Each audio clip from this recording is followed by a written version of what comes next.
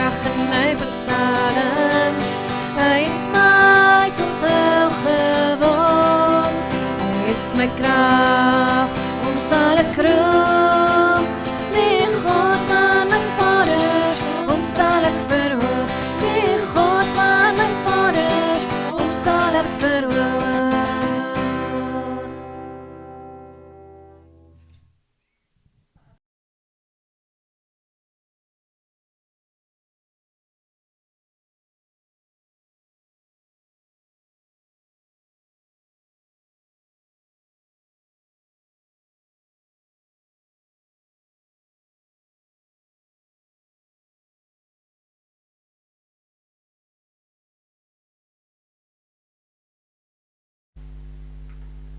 Goeienaand Eden gemeente.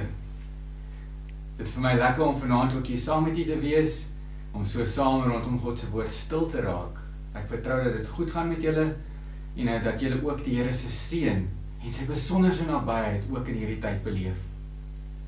Dit is vir my lekker ook om so saam te wees in hierdie tyd geleef wat gewoonlik ons gemeente bid hier, Woensdag aand gemeente bid hier sou gewees het, wat ons tyd saam by die kerk spandeer, rondom God se woord en vir altyd om stil te raak voor God in gebed. Al kan ons nie vanaand by mekaar wees by die kerk nie, weet ons, God is steeds in beheer.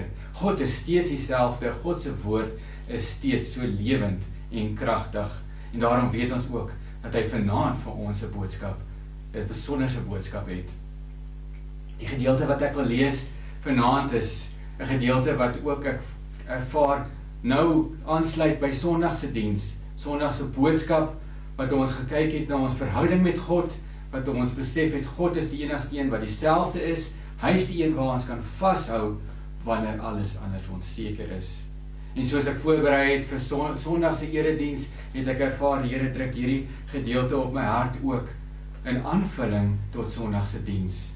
En daarom gaan ons gedeelte vanaand saam lees dan ook uit die brief, of die boek van die profeet Habakuk.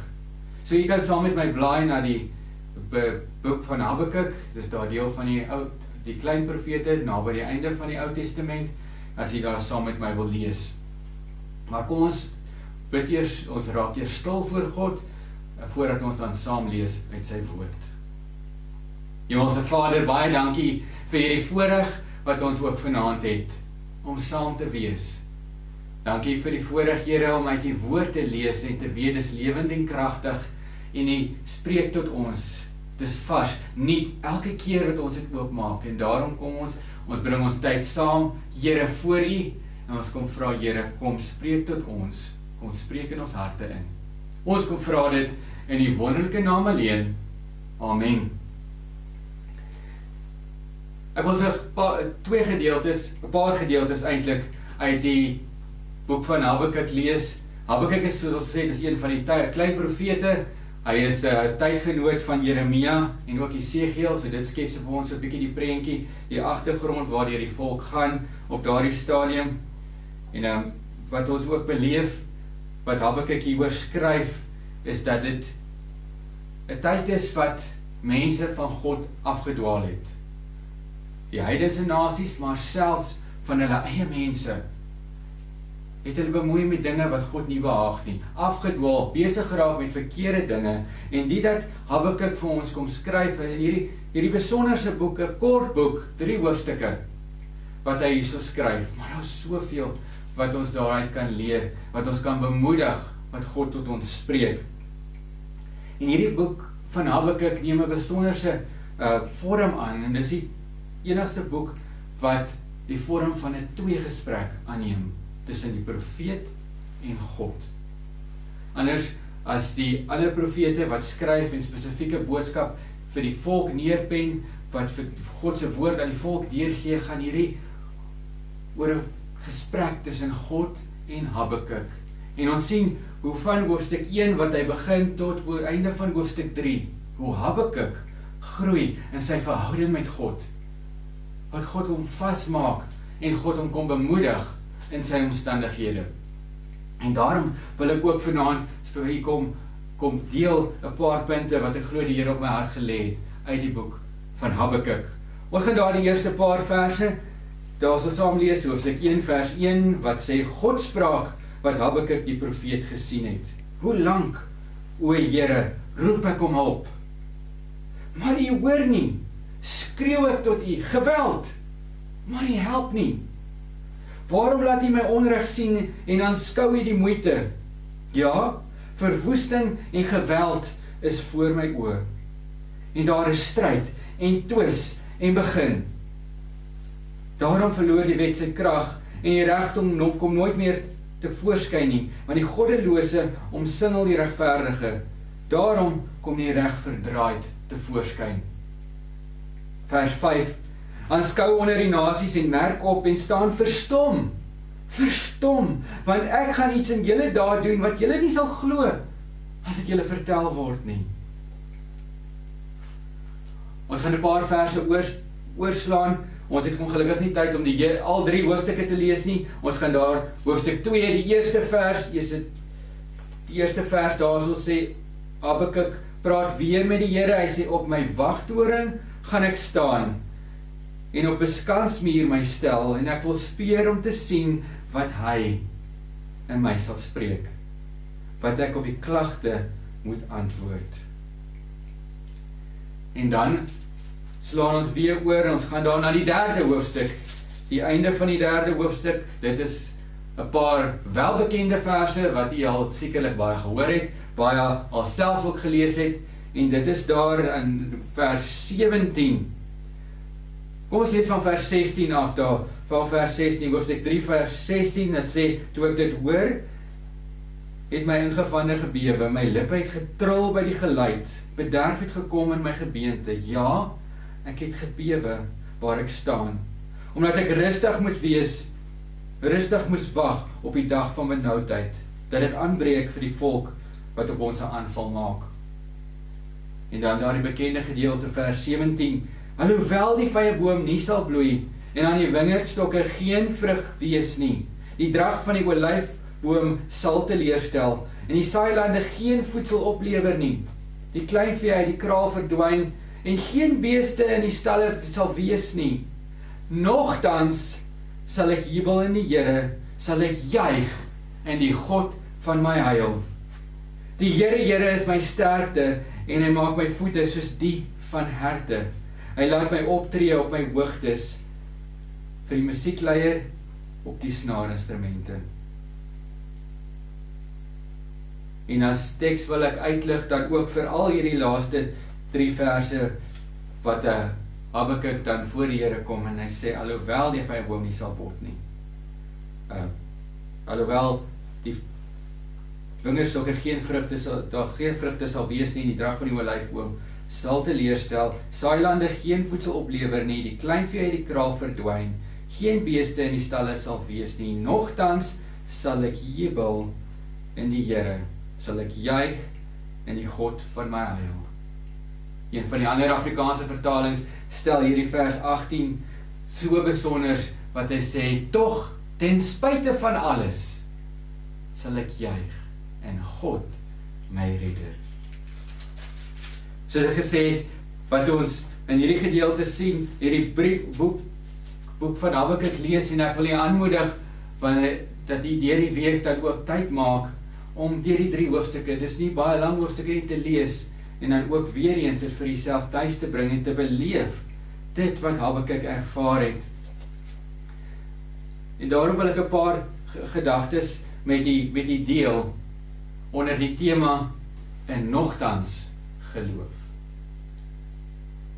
Soos ek gesê het, dit soveel raakvlakke met die afgelope Sondag se boodskap wat uitgegaan het, wat ons bemoedig was, dat God is in beheer. Met God se instaatstelling kan ons deur enigiets gaan. En dan sien ons dat hierdie profeet tot 'n soortgelyke besef kom, dat hy ook groei en uiteindelik op 'n punt kom wat hy God ten volle vertrou. Ons sien hier in hierdie gedeelte wat 'n paar dinge wat gebeur het. In die begin kom die profeet tot God. Die profeet kom voor God en dan dit gaan sleg met die volk. Die omstandighede is sleg. Mense het afgedwaal van God. Mense dien afgode. Hulle doen allerhande verkeerde dinge, bedrog, onreg. Ons lees dit as ons so hierdie gedeelte lees, as ek nie vir u gesê het, dit is nou uit die woord van God nie, sou u dalk gedink het, dit is uit gister se koerant gewees. Dit is so relevant, en so kan ons identifiseer ook met Habakuk. Wat hy voor God kom, en hy kom roep God aan, hy kom pleit by God. Hy kom kla eintlik by God, wat hy sê, Here, waar is u?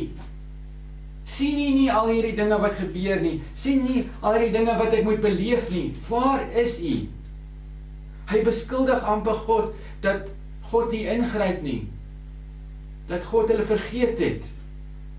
Want hy voel, Here, waar is u? Hoekom moet ons hierdie dinge beleef? En dit lyk nie vir hom of God betrokke is nie, want hy verstaan nie hoekom God nie ingryp nie. Klink dit vir u bekend? Was u al ook in so 'n situasie? Wat u voor God kom sê, Here, ek verstaan nie, hoekom? Ek is seker elkeen van u het al voor Here met vrae gekom en sê, Here, ek verstaan nie hoekom ek hierdie dinge moet beleef nie, ek verstaan nie hoekom hierdie dinge gebeur nie. Die profeet kom roep tot God. So dit kan ons eerstens uit Habakuk kom leer. Hy het geweet waarom te gaan. Toe hy nie meer weet waar nie, toe hy onseker is, toe het hy tot God gekom. En al het hy nie verstaan hoekom God nie betrokke is nie, of hoekom dit vir hom lyk dat God nie betrokke is nie, het hy steeds voor God gekom. Hy roep tot God en hy pleit tot God, want hy het geweet, God is die enigste een wat dieselfde is, die enigste een wat altyd in beheer is. Dat hy hulle enigste hoop is, te midde van dit wat gebeur, te midde van al die onreg, al die slegte dinge wat gebeur, is God steeds sy enigste hoop. En sien ons dan ook die pad wat Habakuk gestap het met God, en hierdie gesprekke wat hy met God voer, hierdie 2 gesprek, en uiteindelik tot die berusting kom aan die einde van die boek. Hierdie laat my dink aan 'n gedeelte uit Psalm 46 ook, waar Habakuk roep tot die volk, want hy het besef, God is sy enigste hoop. God is die een waar hy kan gaan, sy enigste toevlug. Laat my dink aan Psalm 46, waar die psalmskrywer dan juis onder die tema God is ons toevlug kom skryf. Want hy begin die psalm daar wat hy sê, God is ons toevlug en ons krag, in nood is hy gereed om te help. Daarom sal ons nie bang wees nie. En hy herhaal hierdie selfde gedagte weer in vers 8 van die psalm, wat hy sê, die Here die Almagtige is by ons skuilplek is die God van Jakob. En weer aan die einde van die psalm kom sê hy, dieselfde, die Here die Almagtige is by ons skuilplek is die God van Jakob.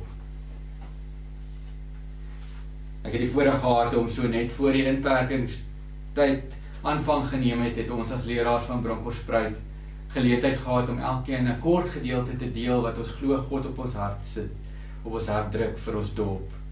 En ek het die vorige deel gehad om te deel dan uit hierdie Psalm 46. Dit is regtig dit vir onsself ook kan neem, sê ons hoef nie bang te wees nie, want God is ons toevlug. En Habakuk het dit besef. Habakuk het besef, God is die enigste een na wie ek nou kan gaan in hierdie tyd, en dit wat ek deurmaak. En hy kom roep tot God, hy kom pleit tot God, daar in die eerste 4 verse. En hy kom stel sy saak voor God, want hy verstaan nie. Hy sê, Here, ek verstaan nie. En dan positief wat ons sien, die mooi wat ons sien is, God kom antwoord hom. God kom antwoord hom en kom sê vir hom, ek sien wat gebeur. Ek het nie julle vergeet nie. En die belofte daar in vers 5, wat hy sê, aanskou onder die nasies en merk op, en staan verstom. Verstom! Want ek gaan iets in julle daar doen, wat julle nie sal glo, as dit vir julle vertel word nie. Wat 'n besonderse belofte is dit nie. Iets waaraan ons kan vashou ook. Die Here is in beheer, en hy gaan kom ingryp, ook in u situasie. Hy gaan vir u iets wonderliks kom doen, as u net aan hom oorgee en op hom vertrou. Die Here kom antwoord vir Habakuk daar in vers 5, en hy kom sê vir hom, hy het 'n plan. Hy is steeds betrokke, daar's 'n belofte van verlossing.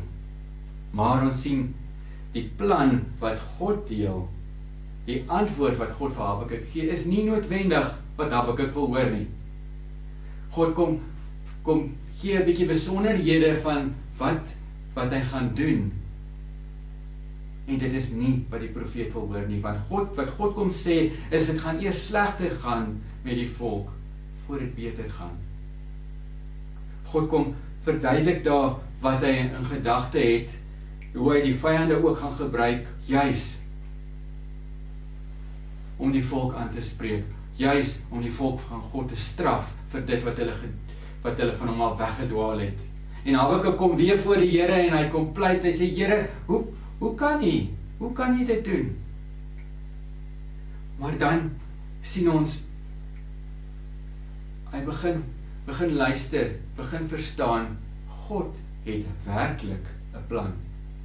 Want waar jy weer voor God kom, hierso in die tweede deel van hoofstuk 1, kom hy dan daar in hoofstuk 2 voor God, na hy weet dat God gesmeek het en gesê het, Here, hoe kan dit so wees?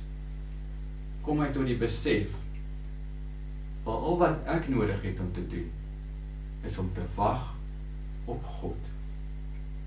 Ek het nodig om te wag op die Here. Op my wagtoring wil ek gaan staan en op 'n skansmuur wil ek my stel. Ek wil speer om te sien wat hy in my sal spreek en wat ek op my klagte moet antwoord. So hy besef, hy moet wag op die Here. God het hom geantwoord, God gaan ingryp. Wat God nou vra, is dat hy nodig het om te wag. En God kom deel weer met hom. Hy verseker vir hom, hy het 'n plan. Hy sal wel afreken met die goddelose nasies. Habakuk hoef nie daaroor bekommerd te wees nie. Al wat Habakuk hoef te doen, hoef te besef, is dat God is en bly in beheer. Dit is waar geloof inkom, die belangrikheid van geloof, om God te vertrou, want hy is en bly in beheer. En God het 'n plan en hy het 'n doel in gedagte. Dit laat my weer eens terugdink aan nog 'n vers uit hierdie Psalm 46, wat ons dan met mekaar gedeel het, wat God sê, hy is ons toevlug, hy is ons hulp in nood. Die vers wat dan ook vir my dit alles saamneem, beleef ek, en ook wat ons vanaand hieruit kan leer en vir onsself neem, daardie vers 11 van Psalm 46 wat sê, wees stil en weet, ek is God. Wees stil en weet, ek is God. Die 1983 vertaling vertaal dit as volg, sê, bedaar en erken dat ek God is. En dit is die besef wat Habakuk dan ook hier in die tweede hoofstuk voorgekom het. God het sy plan bekend gemaak en al verstaan Habakuk nie waarom God doen wat hy doen of toelaat wat hy toelaat nie, het hy geweet. God is in beheer. God het 'n plan en God gaan op sy tyd die verlossing bring. Wat ek nodig het om te doen is om te bedaar en te erken God is in beheer. Hy het 'n plan. Hy het ons nie vergeet nie. En na hierdie gesprek tussen God en Habakuk, wat God Habakuk antwoord en Habakuk kom weer met verdere vrae en God kom gee verdere duidelikheid, kom hy daar in die 3de hoofstuk tot die besef. En dan kry hy 'n berusting dan ook. Daar in hoofstuk 3 kom hy en hy onthou wat God vroeër gedoen het. Hy kom dink terug aan die groot dade wat God in die verlede gedoen het. Hoe God met sy volk gehandel het, hoe God groot dinge vir sy volk kom doen het. die verlossingsdade van die verlede, getuienisse van God se grootheid en genade. Net so, dan ook sekerlik kan as u terugdink, soos Habakuk, kom jy voor God, sê Here, ek verstaan nie, waarom, hoekom? Maar wat God vra is, gee dit aan my oor, soos ek ons Sondag geleer het, en sê, bring alles in gebed voor God, met gebed en smeking, met dankbaarheid, en die vrede van God, wat alle verstand te bowe gaan, sal met ons wees, soos Paulus daar in Filippense 4, vers 6 en 7, dan ook vir ons skryf. So wat die Here vanaand vir jy sê, is te midde van dit wat deur jy gaan, bedaar, raak rustig, onthou, hy is en bly in beheer. Maar dink 'n bietjie terug, ek het al in die verlede groot dinge gedoen, en daarom kan jy vir God vertrou, om ook jou deur hierdie huidige situasie te dra. Dink terug aan die getuienisse van God se grootheid, God se goedheid. En hier dan die Habakuk kyk terug na wat God kom doen het in die verlede, en hy kom kry 'n visioen van God se grootheid. Hy besef net weer eens hoe groot, hoe almagtig is die Here God. En waartoe is God in staat? En daarom dat hy daar in vers 16 sê, toe ek dit besef, toe ek hierdie dinge hoor, het ek gebewe. Want ek het dit besef, hoe groot is God? Waartoe is God in staat? En God sal self ingryp in die situasie. Hy sal afreken met ons vyande. Hy sal ons verlos uit hierdie huidige situasie. Jy sien hoe die verhouding, Habakuk se verhouding met God gegroei het, hoe hy God vir hom kom leer het, hom sy geloof kom versterk het, wat hy soos wat ons Sondag ook vir mekaar gesê het, besef, ek kan bly wees, ek kan vrede hê, te midde van my situasie. Daarom dat hy daar, by die laaste paar verse, kom vers 17, wat hy sê, alhoewel die vyeboom nie sal bloei, en aan die wingersokke geen vrug sal wees nie, die drag van die olyfboom sal teleurstel, en die saailande geen voedsel oplewer nie. Die kleinvee uit die kraal verdwyn, en geen beeste in die stalle sal wees nie. Nogtans sal ek jubel in die Here, sal ek juig in die God van my heil. Die Here is my sterkte, hy maak my voete soos die van herte, en hy laat my tree op die hoogtes. Die onvoorwaardelike vertroue, wat ons by Habakuk kan leer. Om God sonder voorwaarde te vertrou, om aan hom oor te gee, alles. Daarin nogtans geloof, die tema van ons boodskap. Ten spyte van alles, sal ek juig in God my redder. Dis daardie besef, dat al wat vas is in hierdie tyd, al wat vas is terwyl ek deur 'n uitdaging gaan, is God. En wat dra my daardeur? Is my verhouding met God. Waar staan ek in my verhouding met God? So wat ons besef, is dat die enigste manier wat ons werklik deur 'n krisis kan gaan as mense, is nie uit ons eie krag nie. Is nie oor ons so sterk is, so goed is nie, want selfs die sterkste mense vou op een of ander tyd hulle kragte raak op. Die enigste manier wat u en ek deur 'n moeilike tyd kan gaan, is om vas te hou aan God, te fokus op ons verhouding met God. En so sê Habakuk, voor die Here te kom pleit, ons behoefte aan hom bekend te maak, en dan op hom te wag, want ons weet, ons besef, God is en bly in beheer. As ons dit doen, as ons alles aan hom oorgee, dan alleen kan ons vrede hê te midde van ons omstandighede.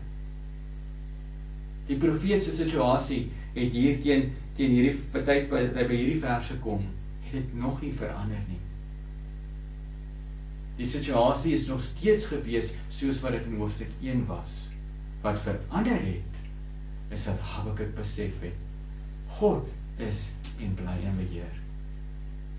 Daarom kan ek vrede hê ten spyte van wat om my aangaan.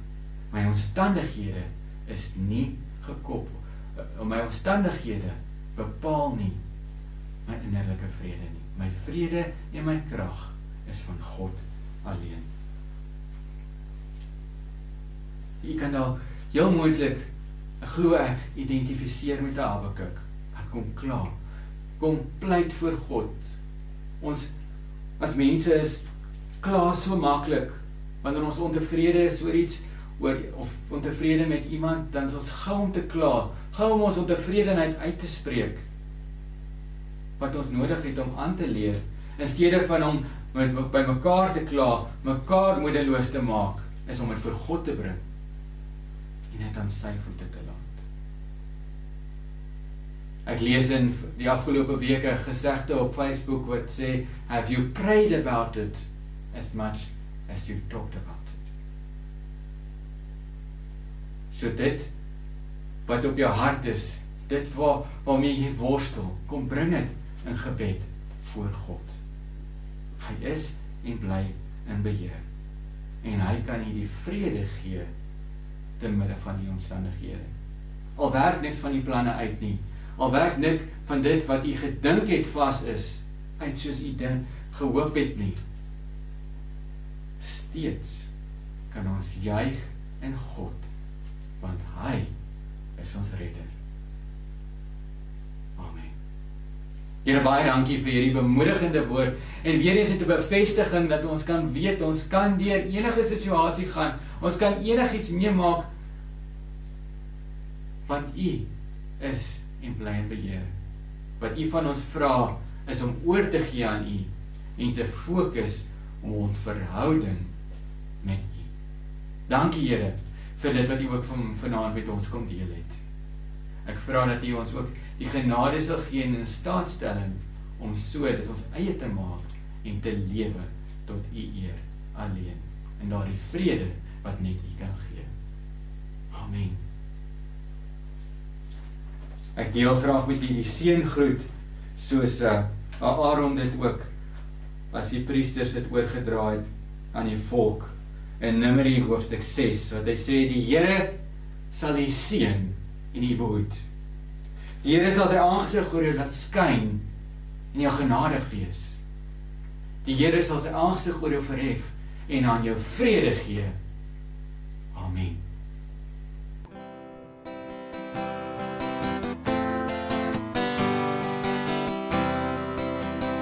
May the grace of our Lord Jesus Christ and the love of God our Father and the fellowship of the Holy Spirit be with you forevermore, forevermore, forevermore. Amen.